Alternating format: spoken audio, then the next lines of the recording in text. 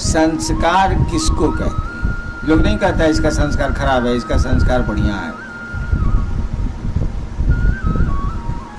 और प्रारब्ध कर्म का विज्ञान क्या है, यानी जो आपने अब तक का जो काम किए हैं उसका विज्ञान क्या है।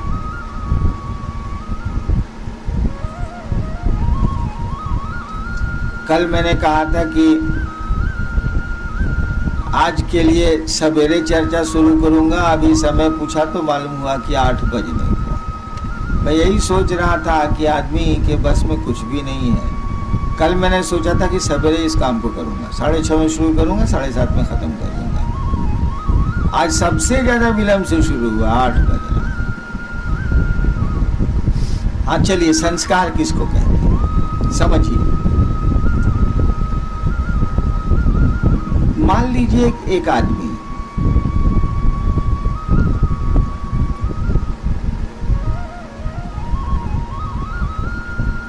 वह आदमी रोज चुन चुन के एक कीड़े को मारता है।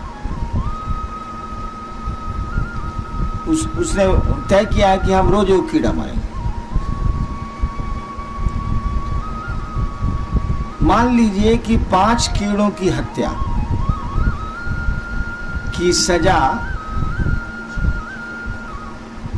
भुगतने भर वो जिंदा है।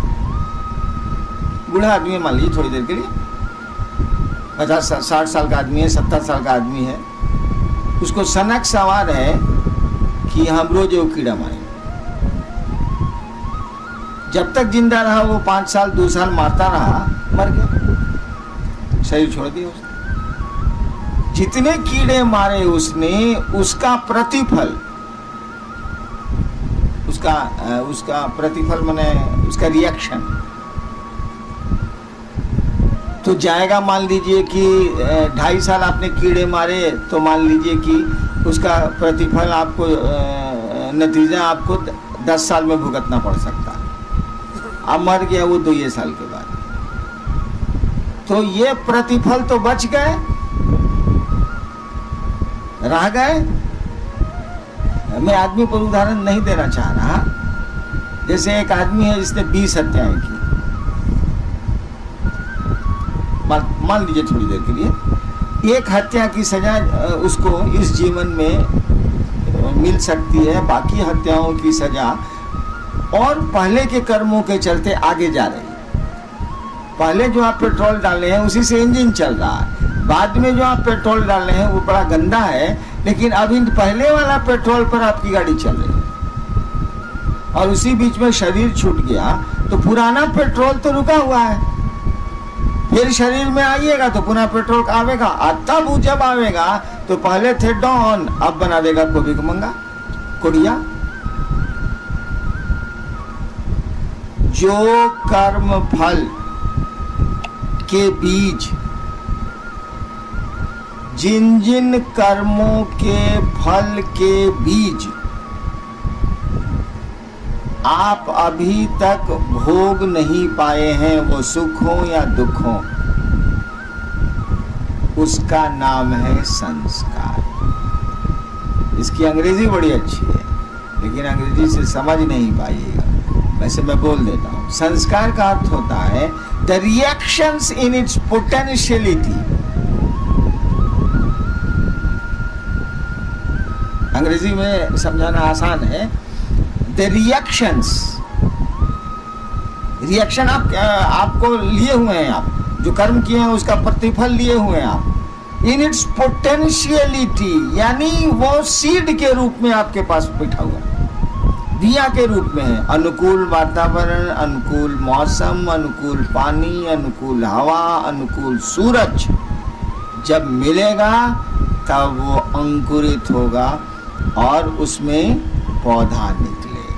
अब आप जानिए कि आपका जो बिया है बबूर का है कि आम का है। काहे कि अगर कांटेदार वृक्ष होंगे तो जिंदगी भर कांटे गड़ेंगे, फलदार वृक्ष होंगे तो जिंदगी भर फल खाएंगे। नहीं, संस्कार की अंग्रेजी में व्याख्या बड़ी अच्छी है, the reactions in it potentiality, जैसे पीपल का वृक्ष की सारी चीजें एक छोटे से पीपल के बीए में है। सीमेंट पर रख दीजिए, नहीं अंकुरेगा। जमीन में गाड़ दीजिए, अब वो चला। तो उस बीए में तो उस पीपल की पूरी पोटेंशियलिटी है कि नहीं है? पूरी समग्रता में पीपल वहां है कि नहीं है? तो कहा जाएगा इस बीए को पीपल का संस्कार है। लेकिन वो फलित नहीं हुआ। संस्कार फलित हो गया तो गया, तब संस्कार नहीं कहा जाएगा, तब तो भोग हो गया। फलित नहीं हुआ है तब तक वो संस्कार है। तंत्र में संस्कार की यही व्याख्या है। बोलचाल में हम लोग जात को लगा के कहते हैं या कुछ को लगा के कहते हैं कि रद्दी संस्कार का आदमी है वो, लेकिन संस्कार का वो अर्थ होता नहीं। संस्कार का अर्थ होता है कि वो कर्म जो आप अभी तक भोग नहीं पाए हैं, कर्मों के फल जो आप भोग नहीं पाए हैं और आपके साथ वो बिया के रूप में, सीड के रूप में, बीज के रूप में अटैच्ड हैं, लगे हुए हैं। वो अनुकूल हवा, अनुकूल मौसम, अनुकूल परिस्थितियां आएंगी, वो अंकुरेंगी। ठीक। प्रारब्ध कर्म इसको नहीं कहते। संस्कार तो बिया हो गया। प्रारब्ध कर्म का अर्थ हुआ कि आपने कर्म किया है और आप फल लेते चले जा रहे हैं। मैं जिस पेट्रोल से गाड़ी चल रही है, सीट में नहीं है प्रारब्ध कर्म। प्रारब्ध कर्म है जिस पेट्रोल से आपकी गाड़ी चल रही है, जो उन कर्मों का प्रतिफल है। वो सीट में जब रहेगा तो संस्कार कहा जाएगा। जब एक्शन में आ जाएगा वो, तो कहा जाएगा इसके प्रारब्ध कर्म अच्छे नहीं, तभी इतना कष्ट पा रहा है। ठीक।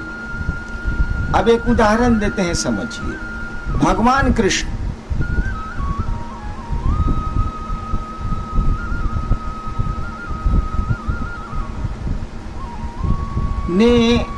ने तो नहीं कहिएगा, भगवान कृष्ण के रहते उसमें उनकी सहभागिता रही है, इन्वॉल्वमेंट रहा है।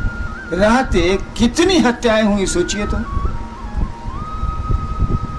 अगर कहानियां पर चलते हैं, अब सच है कि झूठ है, नाम देखा नाम देखो, कितनी हत्याएं हुई। यानी भगवान कृष्ण को तो आने वाले 2-3 हजार जन्मों तक उसको तो पैखाना का पिल्लू बना देगा। काहे कि आप जैसा कर्म किए हैं उसका फल सीड के रूप में है, तो एक्शन भोगिएगा ना, रिएक्शन भोगिएगा ना। बना देगा? नहीं बनाएगा। क्यों नहीं बनाएगा? इसीलिए कि ये कानून तो धरती का न है, आसमान का नहीं न है। भारत का कानून पाकिस्तान में नहीं न चलेगा भैया, नेपाल का कानून भारत में नहीं न चलेगा। हम स्पष्ट हो रहे हैं।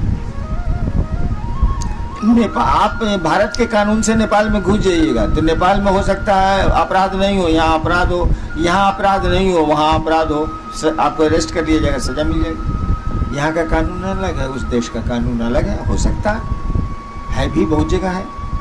आपके कानून से दूसरे देश का कानून अलग है। नहीं तो भगवान श्री कृष्ण की पर्सनैलिटी, उनका व्यक्तित्व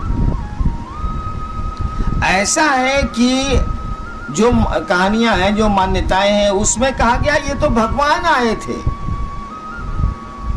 ये तो ईश्वर के अवतार थे। विष्णु के अवतार कहा ही जाता है। विष्णु के 10 अवतारों में एक राम है, एक कृष्ण है, एक बुद्ध है, महावीर भी। तो कहा गया ये तो विष्णु के अवतार है, यानी भगवान है। भगवान पर ये नियम नहीं लागू होता, ये धरती का नियम। लेकिन भगवान जैसे धरती पर आएगा, अब नेपाल का, आप हिंदुस्तान के आदमी गए नेपाल, छूट गए, अब हिंदुस्तान आपको क्या करेगा? अगर नेपाल से संबंध अच्छा नहीं तो क्या हम नहीं देंगे? तब ऐसे बहुत सारे मामले हैं, हमको नहीं बोलना चाहिए। नहीं, लेकिन फिर आप नेपाल से इंडियन टेरिटरी में घुस गए, भारत की सीमा में प्रवेश कर गए, तो पहले से रखा हुआ वारंट ऑफ अरेस्ट अपराध के चलते आपको धर लेगा, नहीं धरेगा? धर लेगा। भगवान श्री कृष्ण ने जिस प्रयोजन से धरती पर अवतार लिया, तो अवतार लेने के लिए उनको जीव भाव लेना होगा। शिव जब भी शरीर में आएगा तो उसको जीव भाव लेना होगा, जैसे आपके रूप में शिव ही आया है, अवतार लेना होगा। जैसे वो अवतरित होंगे, योनिगत होंगे, जैसे होंगे वो अब धरती के कानून के पकड़ में वो आगे। कानून नहीं का बनाया हुआ, लेकिन ऊपर से तब बनाया हुआ है, यहाँ नहीं चलेगा, यहाँ वो फंसेंगे। अब भगवान श्री कृष्ण ने मान लीजिए कि 10,000 आदमी उनके चलते मारे गए, मान लीजिए, थोड़ी देर के लिए मान लीजिए, वैसे बहुत ज्यादा है। अब वो फिर उनका शरीर छूटा, बहलिए का तीर लगा। वैसे गंजन तो भगवान श्री कृष्ण का इसी जीवन में इतना हो गया कि मत पूछिए उतनी कहानी, क्योंकि महाभारत के बाद 36 साल श्री कृष्ण जिंदा रहे। आप नहीं जानते हैं कि 36 साल की हिम क्या। महाभारत जब खत्म हो गया, 18 दिन तो चलबे किया, उसके बाद 36 साल 107 या 8 साल की उम्र में उन्होंने शरीर छोड़ा।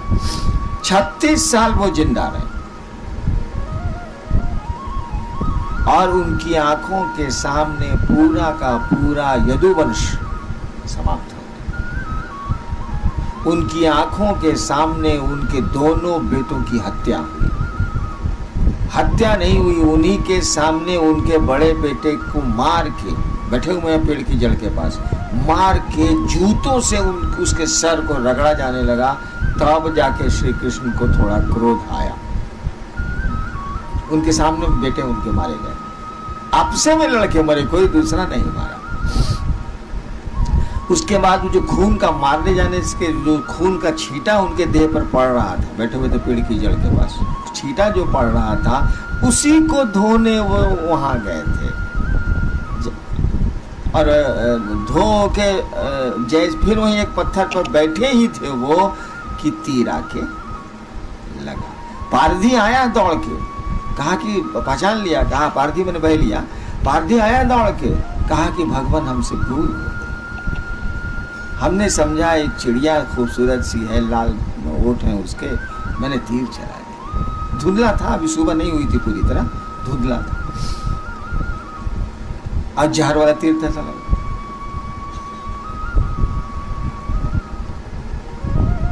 भगवान श्री कृष्ण ने कहा तीर तो चल गया, तीर तो चल गया, आप जो समझ के चलाइए, तीर तो चल गया, वो तो अपना एक्शन करेगा। गोली तो चल गई, आप जो समझ के चलाइए, वो तो अपना परिणाम लाएगी। और फिर वहीं गिरे वो। और ये भी जान लीजिए, श्री कृष्ण की लाश पड़ी है और 3 दिनों तक किसी को पता नहीं चला कि श्री कृष्ण मर गए। अंत में एक आदमी हस्तिनापुर गया, वहां अर्जुन को बोला, अर्जुन आए तब इनकी लाश उठी है। उन्हीं के जीवन में, उन्हीं के शरीर में उनका तो सब गंजन हो गया। लेकिन अब वो वापस लौटेंगे, वो परमात्मा यदि हैं तो वापस लौटेंगे और फिर परमात्मा के सदृश परमात्मा के में समाहित हो जाएंगे या रहेंगे। अब वहां ये कानून नहीं लगेगा कि इतनी हत्याएं हुई, ऐसा हुआ, वैसा हुआ, वैसा हुआ, कुछ नहीं, सब खत्म। फिर वही श्री कृष्ण आसमान में श्री कृष्ण है। लेकिन अगर दोबारा श्री कृष्ण ने जन्म ले लिया धरती पर, इंटायर कर्म फल जो उनके संचित यहाँ रुके हुए हैं, कब से धर। आप अपराध करके गए हैं नेपाल, जिस दिन भी घुसिए हिंदुस्तान, वह वारंट ऑफ अरेस्ट आपको धरेगा। बाहर है तो नहीं धरेगा। प्रारब्ध कर्मों का यही विज्ञान है। और ये जान लीजिएगा, धरती का मानी केवल आदमी नहीं होता, सभी देवता धरती के में आते हैं। कोई देवता धरती की पकड़ से बाहर नहीं, एक्सेप्ट शिव और फिर उनके लोग, कोई धरती के बाहर नहीं। यहां तक भी जिसको शिवलोक बोलते हैं, शिवलोक में शिव नहीं है, शिवलोक बोलते हैं, वह भी धरती की पकड़ में, माने वहां भी ये कानून लागू है। कौन कानून? प्रारब्ध कर्मों का कानून, कर्म और उसके फल का कानून। अब प्रारब्ध का, गोरखनाथ ने एक बार कहा था कि क्या तुम संस्कार की बात करते हो, क्या तुम कर्म फल की बात करते हो, मैं तुम्हारे कर्म फल को, मैं तुम्हारे संस्कार को दग्ध कर दूंगा। अब इसकी व्याख्या देखिए, गोरखनाथ जैसा आदमी कहता है कि मैं तुम्हारे कर्म फल के बीज को दग्ध कर दूंगा, यानी आप इतना मकई का बिया ले लिए हैं रोपने के लिए, एक आदमी आपकी मालकिनी आती हैं, उनको नहीं मालूम है कि आप रोपने के लिए मकई रखे हैं, तावा पर उठाती हैं, देती हैं भूज रही हैं, अब लामा फूटने ही वाला है कि आप कहते रे रे रे रे काकी हमको तो रोपना था, ये तो भुजा बना दी इसका। रुक तो गई वो, कहा ठीक है नहीं भूजे, लेकिन क्या वह बिया पेड़ बनेगा? नहीं बनेगा, लेकिन वह मकई का बिया रहेगा। समझे? अकुरेगा नहीं, उससे मकई नहीं निकलेगी, पौधे नहीं निकलेंगे, लेकिन बीमा रहेगा। नहीं समझ रहे? बिया रहेगा। गुरु को अधिकार है, सदगुरु, सच्चे गुरु, सही गुरु को अधिकार है कि वे आपके कर्म फल को दग्ध कर दें, अच्छे कर्म फलों को विशाल कर दें।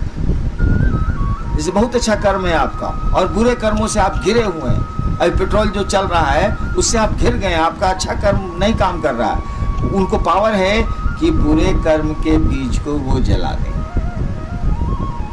अच्छे कर्मों के बीज को पानी हवा दे दें। ये गुरु को अधिकार है, लेकिन गुरु को ये अधिकार नहीं है।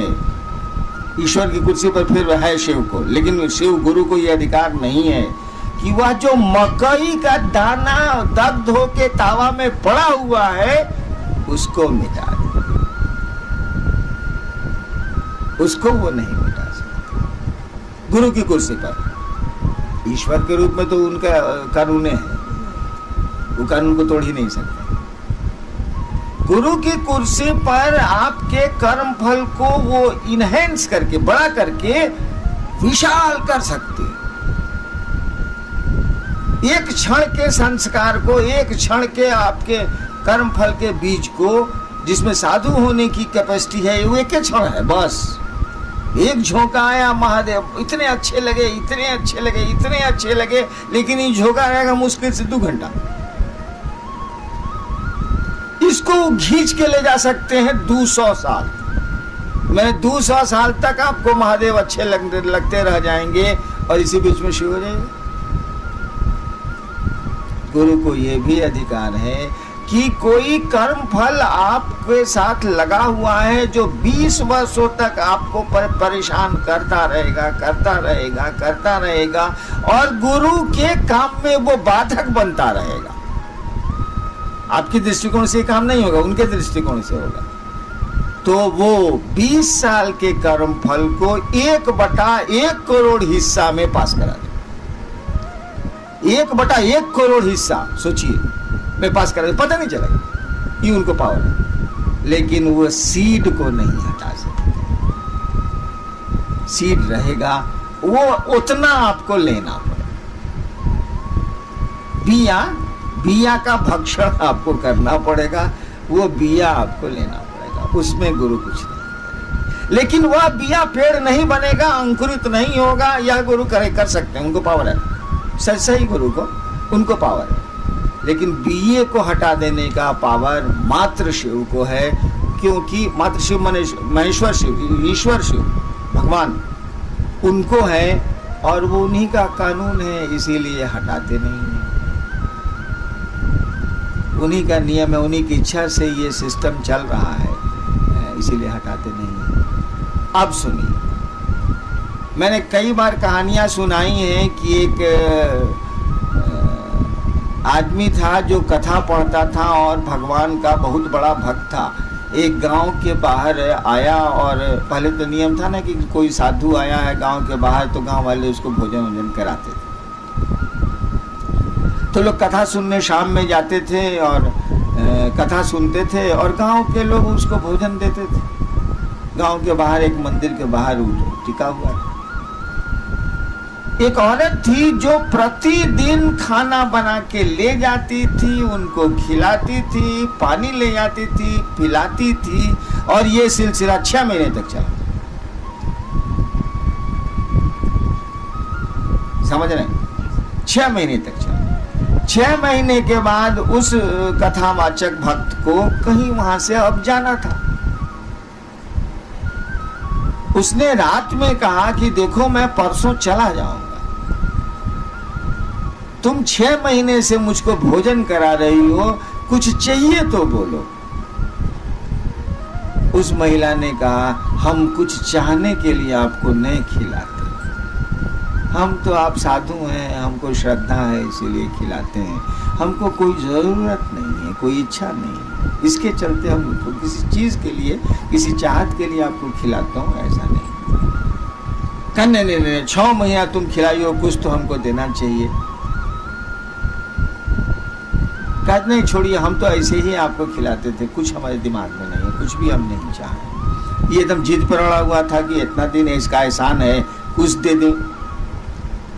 जिद किया इसने तो उस महिला ने कहा कि देखिए हमको शादी हुए 15 साल हो गए, हमको कोई संतान नहीं है।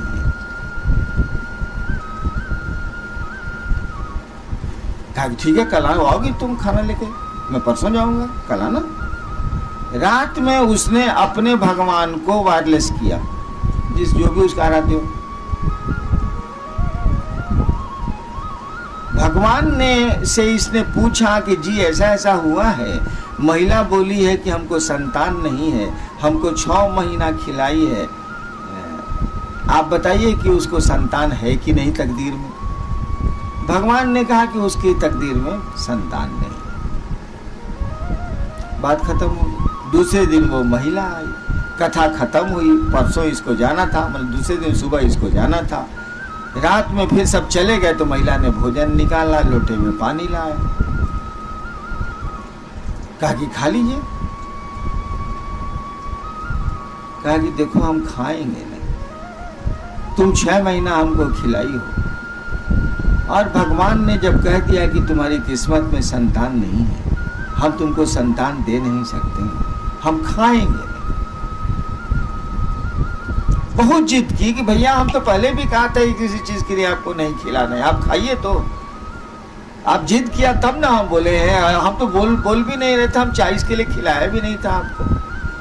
वो आदमी नहीं खाया, कहा कि हम इतना भी नहीं कर सके तो क्यों खाना खाए। और महिला जिद कर रही है खाने के लिए, नहीं खाया। वह महिला बहुत उदास मन से कि हम काहे बोल दिया, बाबा जी खाए नहीं, काहे बोल दिया। उदास मन से वही खाना और वही लोटा में पानी लिए हुए घर को वापस जा रही थी। चांदनी रात थी, जा रही थी तो गांव में पीछे रोड थोड़े ही है, खेत की मेड़ है, खेत के मेड़ पर जाना है। ये बहुत दुखी थी, सोचते जा रही थी कि हम कौन पाप किया जो हम उनको कह दिया कि हमको संतान नहीं है। ती भी बहुत, और खाए कहे नहीं वो, यही सोचते जा रही थी। उधर से को मलंग साधु चला आ रहा था। अब मेड़ तो एक एक है, कोई उतरेगा तब ना मेड़ पास करेगा, नहीं उतरेगा तो टकरा जाएगा। साधुओं भी मलंग था, वो कुछ सोचते हुए आ रहा था,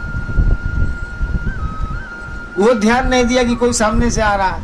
इहो बेचारी इस चिंता में थी, इसने भी ध्यान नहीं दिया कि सामने से कोई आ रहा है। दोनों टकरा गए, खेत के मेड़ पर दोनों टकरा गए। टकरा गए तो खाने का बर्तन और लोटा फेंका गया।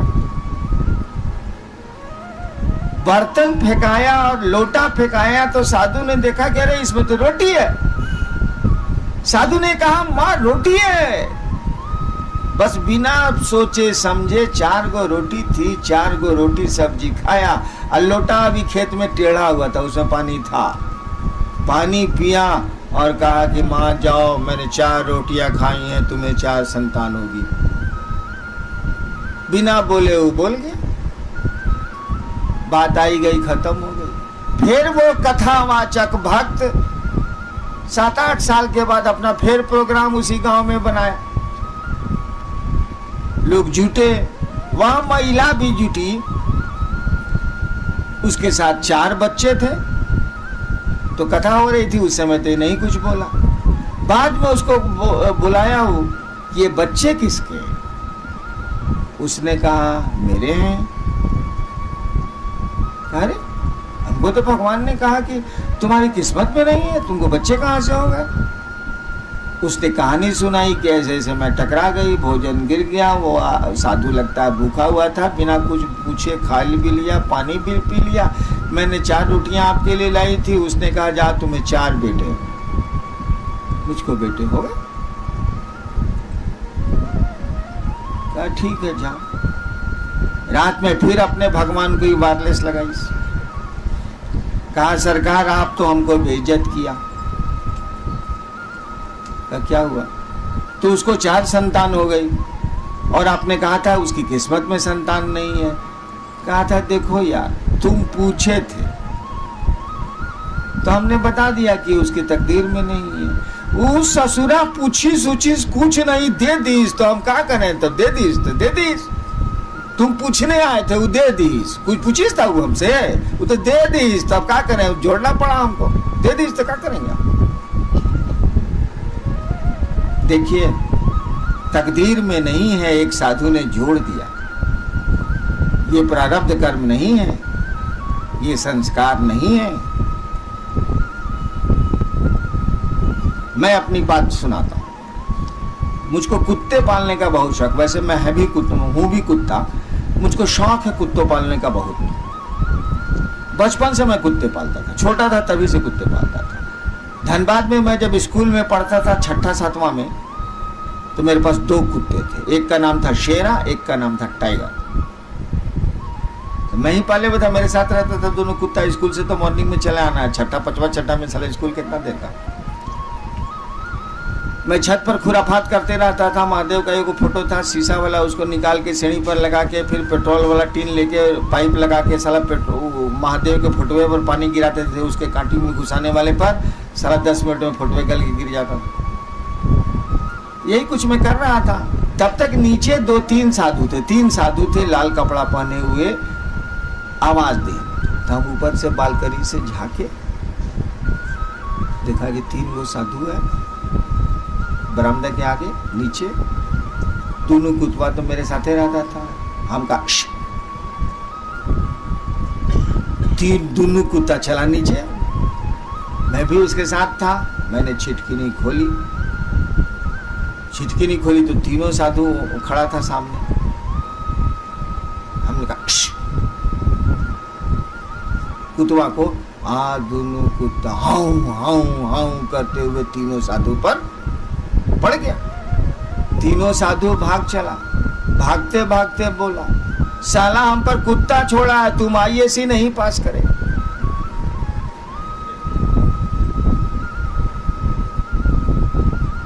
इतनी बात हमको थोड़ी याद थी, इससे ज्यादा याद नहीं थी। कौन इस पर विचार करता है? आए हम IAC में, पहला बार जो काम किया वो माइक से नहीं सुना सकते।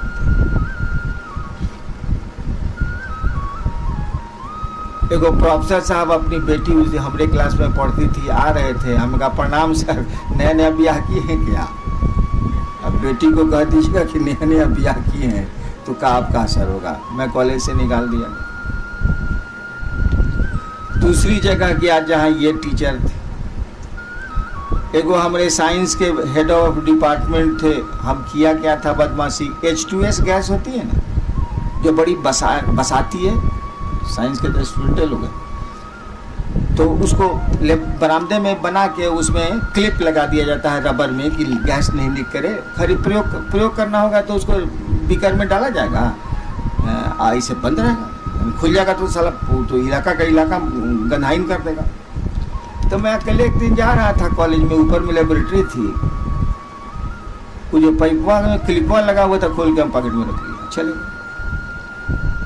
20 मिनट के बाद तो पूरा कॉलेज गंधाइन गंधाइन गंधाइन हो गया। साला लेबोरेटरी बॉय हमको देख ली,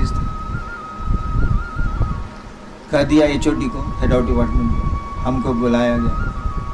हम कहा सर को हम तो नहीं जानते हैं सर, हम क्या जाने सर, तो नहीं लेबोरेटरी बॉय आपको देखा है। हम कहा सर कौन चीज़ देखा है, तो हमको बाहर ले गया, H2S क्लिप लग चुका था H2S गैस के पास। कहा उसमें प्रैक्टिकल कंपलसरी था, अगर प्रैक्टिकल में फेल तो फेल। तो बोला कि देखिए मेरी ज़िंदगी तक आप पास नहीं करिएगा। हम कहा सर हम पास तो नहीं करेंगे लेकिन आप भी फेल कर जाइएगा सर। सर ऊपर से कूद जाएंगे तो अब क्या होगा सर। 2 साल गया। तिबारा एक बहुत बड़े गुरु जा रहे थे साहेबगंज से, मैं उनका दुल्हरुआ था, फर्स्ट क्लास में थे, उसमें फर्स्ट क्लास था। हम कहा बाबा दोनों बार झगड़ा करके हम परीक्षा पास नहीं किए हैं IAS से। एक लाइन वाली बोला, सड़क बंद हो तो डाइवर्सन ले लो, सड़क बंद हो तो डाइवर्सन ले लो। मैंने अगर मार्ग बंद है तो पार मार्ग से जाइए, डाइवर्सन जाइए। साइंस में पढ़ते हो ना, आर्ट्स में चले। उसके बाद मेरा रिजल्ट क्या है, बैठूंगा 7 विषय में हमको डिस्टिंक्शन आता था, जबकि रात भर मसान में रहते थे, इन्हीं के साथ रहते। देखिए हमारे कर्म फल में तो नहीं था कि IAS पास नहीं करेगा, साधु ने डाल दिया, कुत्ता लुका ने पकड़। अब वैसे लोग नहीं है, लेकिन एक जमाना था कि थे लोग। वो बोला कि IAS से तुम पास नहीं करेगा, और IAS में बॉटल नेक हमेशा हो जाए, हमेशा हो जाए, हमेशा हो जाए। तो फिर एक गुरु ने ही मुझको कहा कि सड़क बंद हो तो बगल के रास्ते से निकल जाओ। साइंस में हो ना, हम कहा जी आर्ट्स में चलो। यानी प्रारब्ध कर्मों का विज्ञान देखिए, कोई कर्म नहीं है आपके, अथवा लगा दिएगा या वापस ले लिएगा, दोनों होगा। बहुत कर्म फल है आपको कि बहुत तबीयत खराब रहेगी, बहुत तबीयत खराब रहेगी, आप आए मेरे पास, हमको जाए दूर ठीक हो जाएगा। वो जो सीड वहां तक काम किया है उसके बाद मुरझाने लगेगा, मुरझाने लगेगा तो पेड़वा मुरझा जाएगा, पेड़वा जब मुरझा जाएगा तो कटवा कहाँ से करेगा, मुरझा के मर जाएगा। यानी ये ऐसा कौन कर सकता है, इसका विज्ञान समझिए। ये पूरा का पूरा सिस्टम, पूरी की पूरी ये पद्धति कि कर्म कोई करेगा और कर्म के फल लेगा, ये तो उस शिव की इच्छा से न है, उस ईश्वर की इच्छा से न है। इसके पीछे जो कानून का बल है वो तो शिव की इच्छा है ना, पार्लियामेंट वहां थोड़ी है। ये भाई धरती पर जो भी सिस्टम चल रहा है वह शिव की इच्छा से न चल रहा है। कर्म कर्म फल का विज्ञान, कर्ता आप हैं तो कर्म आप करिएगा, कर्ता कर्म करेगा तो कर्म के फल भी लेगा। कर्ता आप नहीं है तो आप कर्म नहीं करेंगे। सब करे छथिन महादेव, बोली में नहीं मौन बूझने लगा, आप कोई कर्म नहीं हो रहा, सब कर्म महादेव कर रहे हैं। हम नहीं करे छी हो महादेव जनथिन बा, भूख लगल छे जाई छी कुछ खाएला। अब आप करता नहीं है, तो जब करता नहीं है तो कर्म कैसे करिएगा। तो आपका मन तो बुझ रहा है महादेव करता है, आप तो माध्यम है, मशीन हो गए आप। तो कर्म ही नहीं कीजिएगा तो फल कहां से लीजिएगा। ये पूरा का पूरा सिस्टम उस शिव की इच्छा से न चल रहा है, इच्छा माने शक्ति, उस शक्ति से न चल रहा है। किसी ने अपने मन को शिव के मन से जोड़ दिया। इतना बड़ा लोहा का गोला इतने दूर में ताप पैदा कर रहा है, एक दूसरा गोला भी आया और वो इतना थोड़ा सा गर्म हो गया, तो वो कुछ दूर में ताप फैलाएगा, हीट फैलाएगा। लोगों का मन कुछ लोगों का मन उस शिव से जुड़ जाता है तो पूरा का तो पूरा नहीं, लेकिन कुछ दूरी तक वो जो चाहते हैं उस सिस्टम को उलट देते हैं, जोड़ देते हैं, घटा देते हैं। नहीं क्लियर हुआ? किसी का मन शिव से जुड़ गया है, उन्हीं की इच्छा से हो रहा है ये काम, तो इसकी भी इच्छा तो छोटे मोटे शिव की इच्छा हो रही है ना। इसने कहा ये काम नहीं होते तो नहीं होते जो, अब वो सिस्टम तो वहां ब्रेक कर गया, सिस्टम ब्रेक कर गया, या आपके कर्म फल में नहीं है, उसने कहा जाओ हो जाएगा। तो कर्म फल में तो नहीं है, लेकिन उस सिस्टम, उसका मन शिव से जुड़ा हुआ है, तो उस सिस्टम को डिस्टर्ब कर दिया वो। आप समझ रहे हैं कि नहीं समझ रहे हैं? एक जादूगर को देखें, कभी जादू किया है आप लोग? घर पे नहीं किया तो कहाँ बुझिए। जादूगर को देखिएगा, उसके साथ एक छोकड़वा रहता है, दुगरम चलवा रहता। पहले की बात हम कह रहे हैं, जब जादूगरों मेरा साथ था तब उसके साथ एक छोकरा रहता। साला बहुत बात पूछता है, पूरा बात तो नहीं पूछता है, लेकिन बहुत बात पूछता है। साला अकेले रहेगा तो वो कुछ खेल तमाशा करिए देगा। उसको बोलते हैं जमूरे। कचहरी में देखिएगा तो जादूगर बोलेगा हाँ जमूरे, हाँ उस्ताद। वो बोलेगा हाँ उस्ताद। हाँ बोल जमूरे, हाँ उस्ताद। साहब के पॉकेट में क्या है जमूरे? उस्ताद साहब के पॉकेट में कलम है उस्ताद। कुछ नहीं है, बोला है कि पहला बार जब हम पूछेंगे तो कलम होगा, और दोबारा जब हम पूछेंगे तो रुमाल होगा, और तिबारा हम पूछेंगे तो पर्स। तो सोच रहा है 1 हुआ, 2 हुआ, 3 हुआ, 4 हुआ, 5 हुआ। वो पूछता है कि जादूगर करता कैसे ही धंधवा है साला, उल्लू कैसे ही बना था। तो वो पूछता है थोड़ा बहुत, उसी के मदद से वो काम लेते हैं जादूगर। तो महादेव के साथ जो जमूरे रहते हैं ना साले, इनको भी थोड़ा थोड़ा बुझाने लगता है। इसीलिए ये भी कुछ कहीं ना कहीं पेचकस सिस्टम में लगा देते हैं। जब पेचकस वाला लगा देंगे तो साला पेट्रोल जाना था साला 1 mm तो जा रहा है साला आधा mm।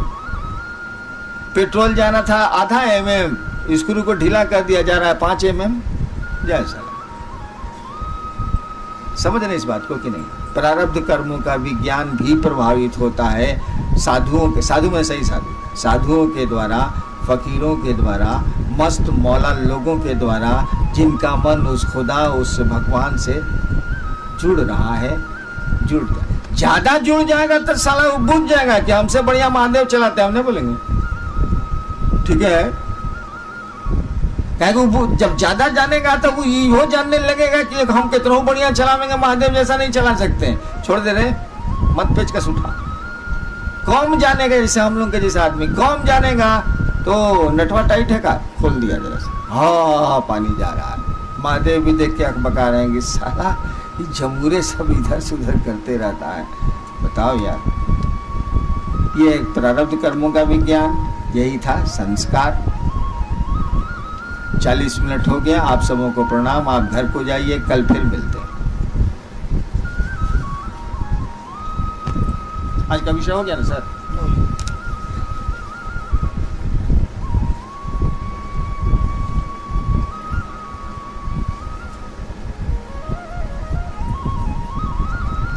लेकिन नया विषय था शिव शिष्टा में, इसकी व्याख्या कम हुई। नया विषय